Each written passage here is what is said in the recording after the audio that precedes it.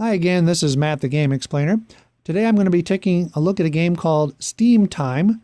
It's designed by Rudiger Dorn and published by Kosmos. This game came out in 2015 and is pretty much readily available everywhere at this point in time. The game is for 2 to 4 players and takes roughly 90 to 120 minutes to play. So the idea in Steam Time is each player is a captain of a time-traveling steamship. So this is a steampunk theme game. The year is 1899, and obviously the ability to time travel has been discovered, but also the existence of these special crystals around various ancient monuments has been discovered. And so the newly formed organization called the Temporal Institute for Monument Exploration, or TIME, and there'll be a lot of time and steam puns in this game, so bear with me. But the organization Time has hired us as captains of these time-traveling steamships to travel back in time to visit these various monuments depicted on these monument boards. And as we travel back in time, we'll be able to perform different actions, from taking on secret missions that time gives us, to having encounters with various historical figures. We can visit the actual crystal deposits at the various monument locations to gather up additional crystals. We can also purchase upgrades for our airship. We can gather additional money. And finally, we can go on these various expeditions to score us various resources that we need in the game. Now, each player will have a personal player board here, which represents their steamship, and each player will also have 3 of these airship meeples, which, if you flip them over, hey, they look like submarines, but no, they're really airships. These are the workers, or the meeples, if you will, that you're going to place on the various spaces on these monument boards to take actions in the game. Now, it's a typical worker placement game in that when a player takes an action space on the board, then no other player can go to that action space. But the other neat aspect of this game, which has also been used in a few other recent board games, is the concept that as you place your meeples, you have to continue to move along a path. So in this case, these 6 monument boards that you see out here, and each of these boards is individual, see, they come out. So at the start of the game, when you do the setup process, you place these 6 boards in a random order, and then each board has certain action spaces on it. Okay, but in any case, as you place your meeples to take actions, you always have to move further up what they call the flow of time, which is going from the bottom board up to the top. So if I were to place my first meeple, let's say here on this money space to gain 7 coins, then when it comes back to my turn and I place my second meeple, I have to place it on a board that's further up the flow of time. So I'd only be able to place on this board, or this board. So depending on the order of the actions that you want to do for the particular round of the game, and also what spaces have already been taken up by the other players, you really have to plan your actions very carefully for each round. Now, the game will be played over the course of 5 rounds. And obviously you'll be taking, again, 3 actions per round because you have 3 airships. So you basically have 15 actions in the game. Now, there is a way to get some bonus actions, or some bonus turns, if you will. You might get 1 or 2 of those per game. So players will have roughly 16 to 17 actions per game, and that's it. So the game does move along pretty quickly, and actions are also typically resolved pretty quickly. Now, the other really interesting aspect of the game, though, is how when you take an action on the board, it then is going to trigger a bonus that you gather based on the condition of your airship at the time that you take the action. So I'm going to explain that in a moment, but there's kind of a nice, kind of interesting synergy or relationship between the actions you take on the board and the bonus that you gain from your airship. Now, the other big part of the game is that there's crystals of various colors. So you can see a number of them on the board here. There's also a bag of crystals here that are used, to replenish these crystal deposits every time, you start a new round. So, there's a whole bag of these different colored crystals. And again, those get placed out at random on these crystal deposits. And then they're also used to power the various systems on your airship. The other thing you'll see in the game are various cards. We have these mission cards. These are secret mission cards that score you endgame bonus points. We'll explain those a little bit more in a bit. We also have expedition cards, which again are another way to gain various resources in the game, points, money, and so on. There are these encounter cards, the blue cards up there. I'll show you those a bit later. But that's another way to gain some resources in the game. Ship upgrades, which allow you to kind of gain a bonus at the beginning of each round after you gain the ship upgrade. And finally, of course, cash, because there is money in the game and you need money to perform certain actions. There's also these special clear crystals called time crystals. These clear crystals can only be gained from the time organization, and you get them in certain ways, either through certain upgrades or maybe through some expedition cards and through encounters. So there are different ways to earn these clear crystals. The purpose for them is the clear crystals act like wild cards, if you will. So they can take the place of any other colored crystal on your ship board, which is kind of nice. So they're very flexible. But they also, when you spend crystals in this game to take certain actions and do things, you're always going to be spending your time crystals first versus your colored crystals. So the time crystals, they're harder to get, they're more flexible, but they're also more quickly spent. Okay, so let me show you a player board a little bit closer up here and explain what's going on here on the player board. Okay, so on each player's steamship board, you have a track up here called the steam track. So steam is a resource in the game. Basically, you can collect steam and then spend it. And the reason you would spend steam is in the game for certain actions like buying upgrades and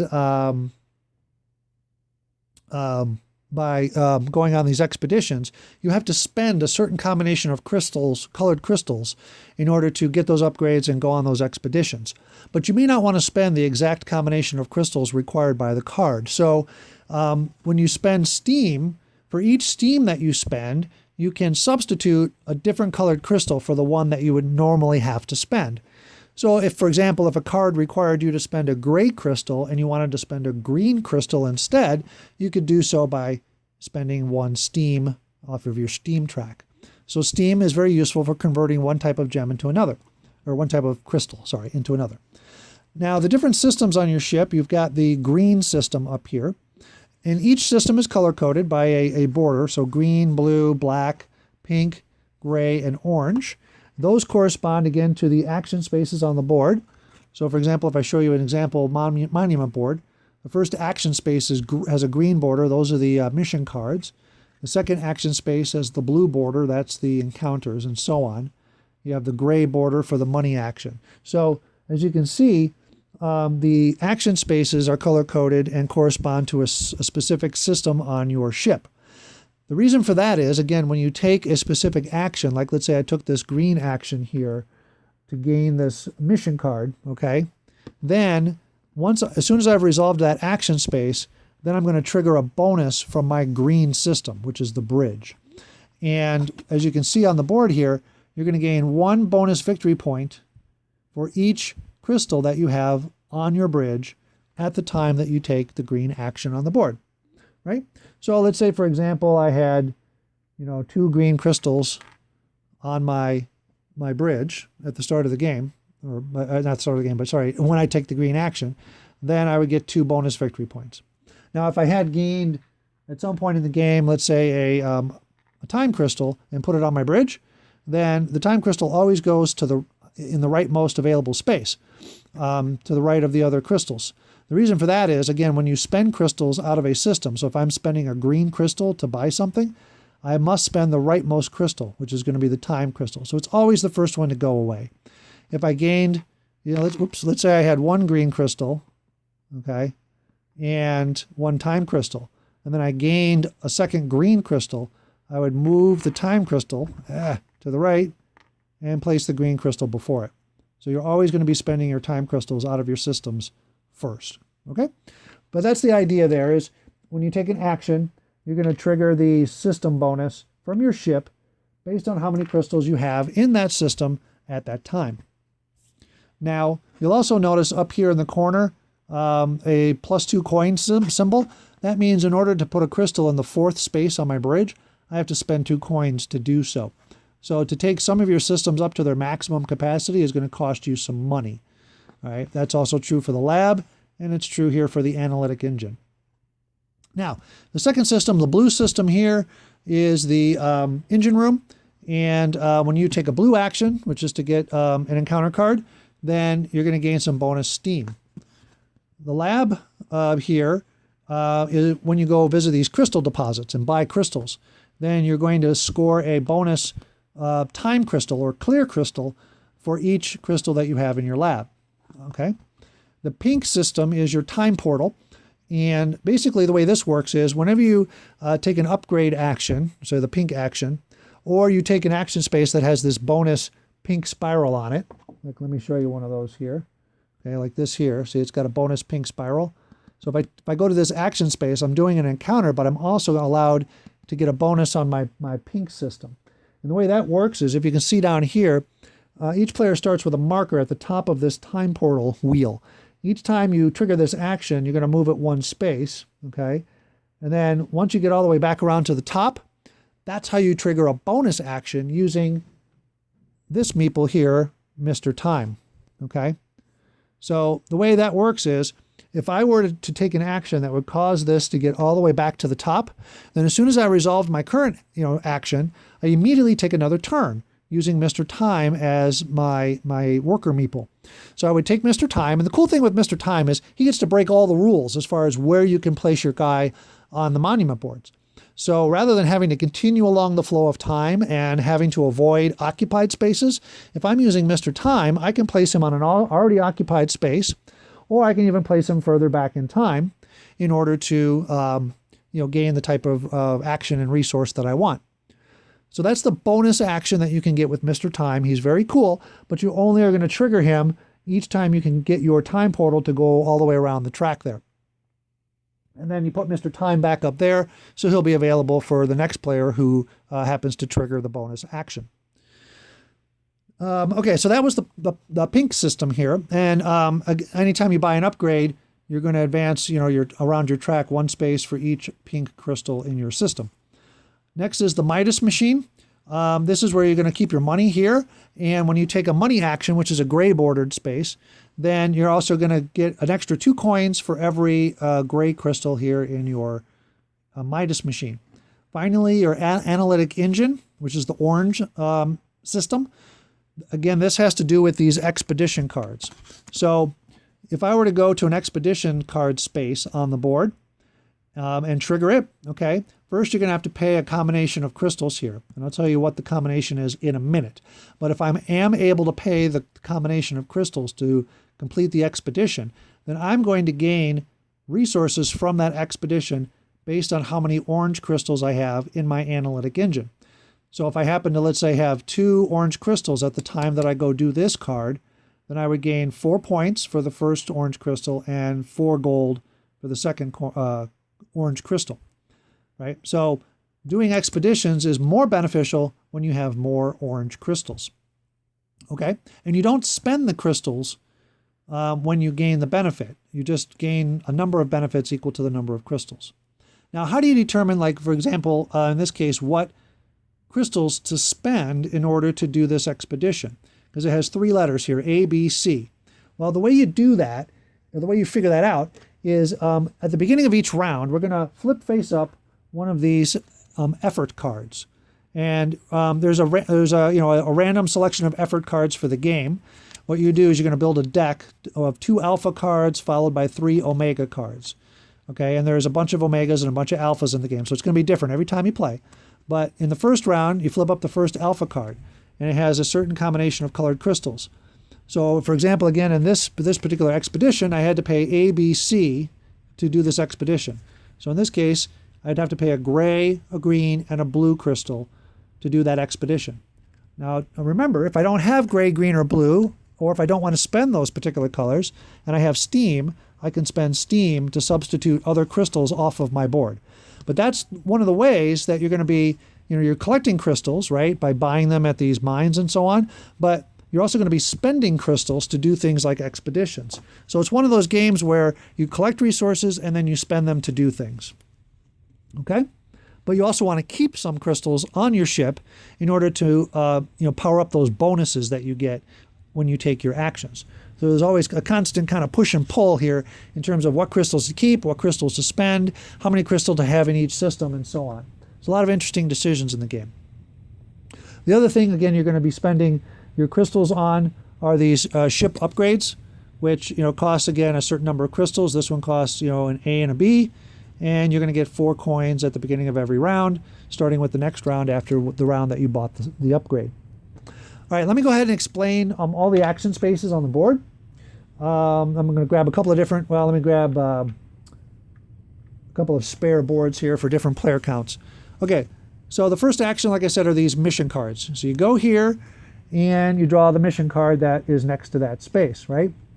And in this case, for the example, this mission card has a rainbow-colored gem or crystal, which means it can be any color that you spend, but it has the equal sign in between them. So that means you have to spend 3 equally colored gems. You can do it 1 time max and score 5 points. So these are secret mission cards. When you take the card, you're going to place it face down next to your board. And then at the very end of the game, after round 5 is complete, all players will reveal their mission cards, score them if they can by spending the appropriate resources, and score the bonus points. So those are mission cards. The next type of action space is the blue spaces, which is where you get to have encounters with historic figures. That you draw the number of cards depicted in the space, and then you choose to resolve one of those cards. So in this case, I'm going to show you one of each different type of card. There's really 2 different types. There's all blue cards, and then there's cards that are blue and purple.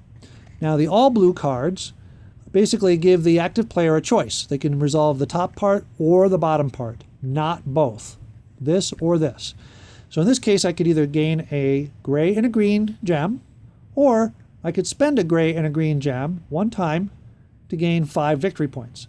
So as you can see, encounter cards, they can give you resources in the early game when you're starved for resources, or they can also give you victory points later in the game when you're just trying to maximize your score.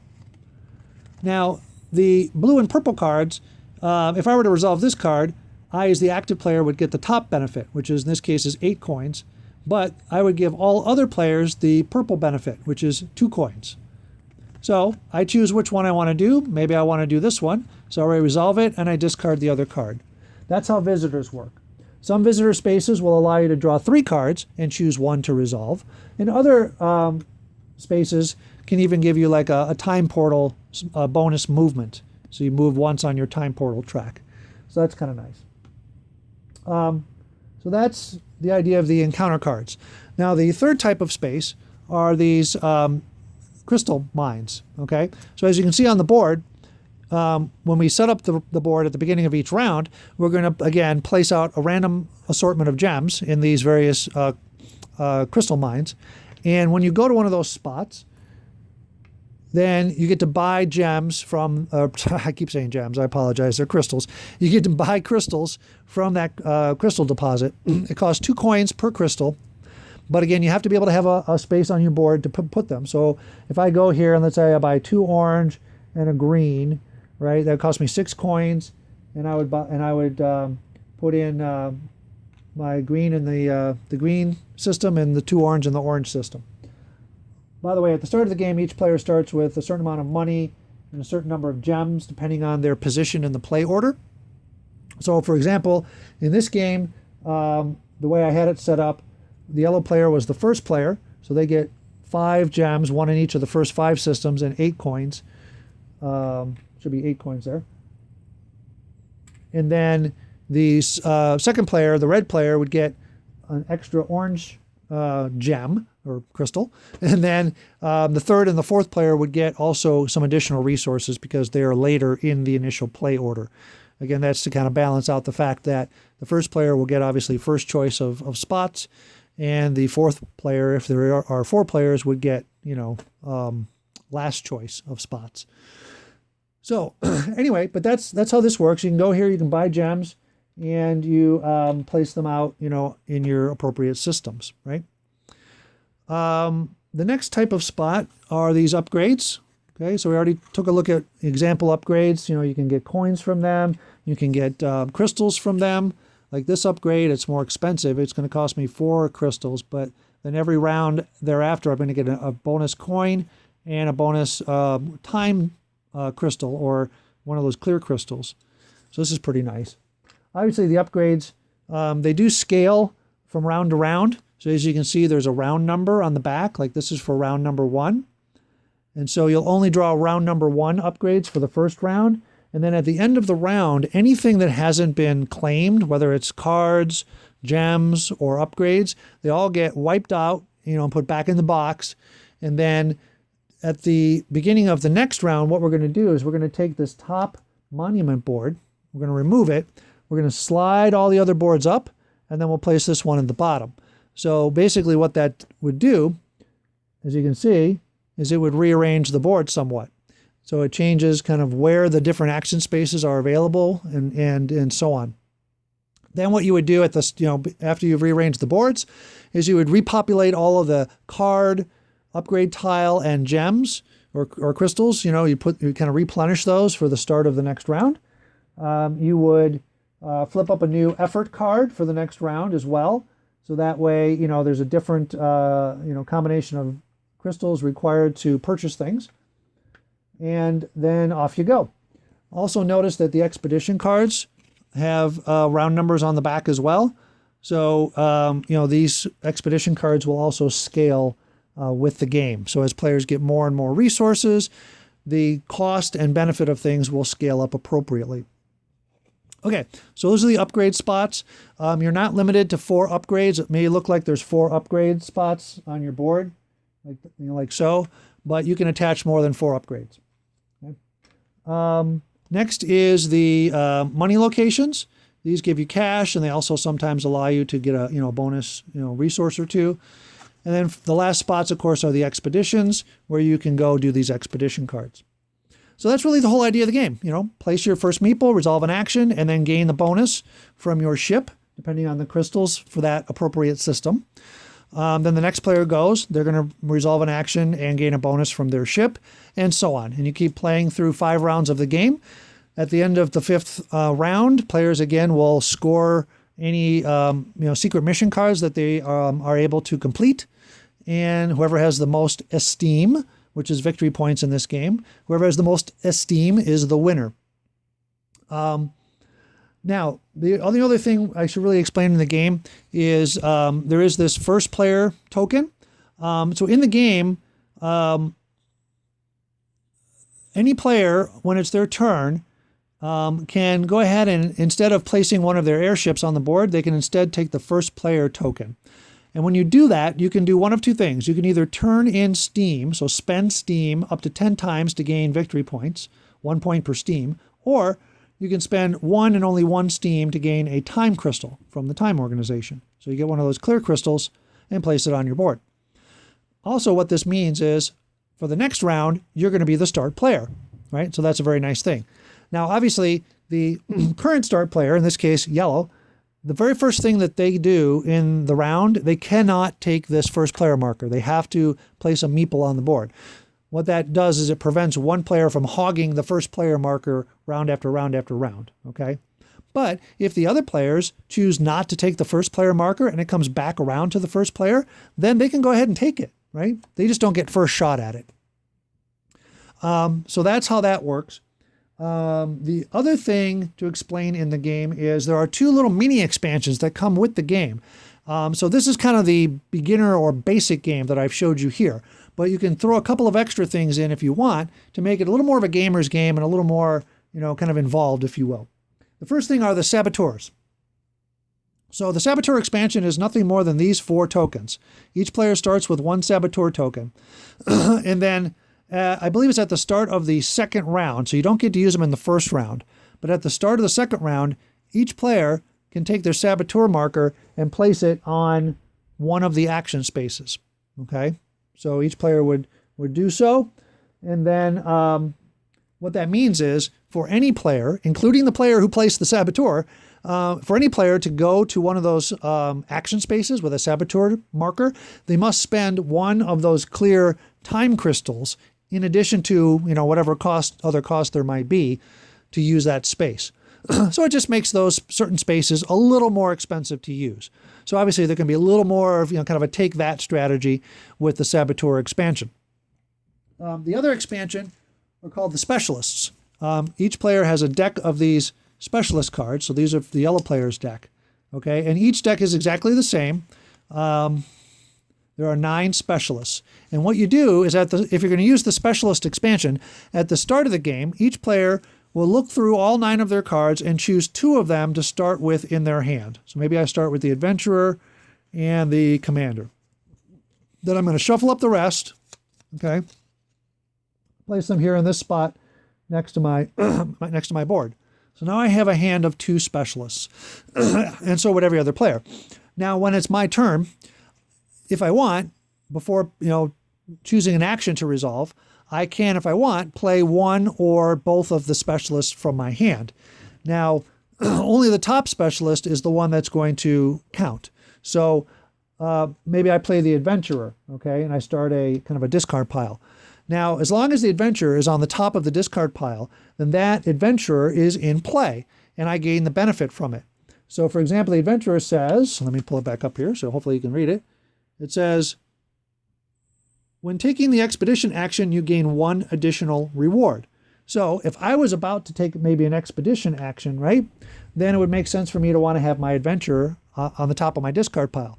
So now I gain 1 additional reward. Maybe I had 2 orange crystals, but now I can gain the 3rd reward as well. Okay, now let's say I played that 1 Adventurer card, so I have 1 card in my hand. At the end of my resolving my action and my bonus, then I would draw a 2nd card. So I always draw back up to 2 cards in hand. Now, once you've played through all of your Specialists, then they're done. They're done for the game. So whether you've used them or not, that's it. So you kind of have to decide the timing around, when you play your Specialists and in what order. Okay? So that's the Specialist expansion. It can be really nice. It can really help you to break certain rules with the game or gain different benefits and additional benefits as you play. Also, as you notice, there are more of these monument boards. That's for different numbers of players. You'll always have exactly 6 boards depending on the number of players you have in the game. And you'll have more action spaces on the boards as the number of players scales up. What I've got this set up for right now, obviously, is a 2-player game. So I think that's it. That is Steam Time. Again, designed by Rudiger Dorn, published by Kosmos. And as always, thanks for watching. Bye-bye.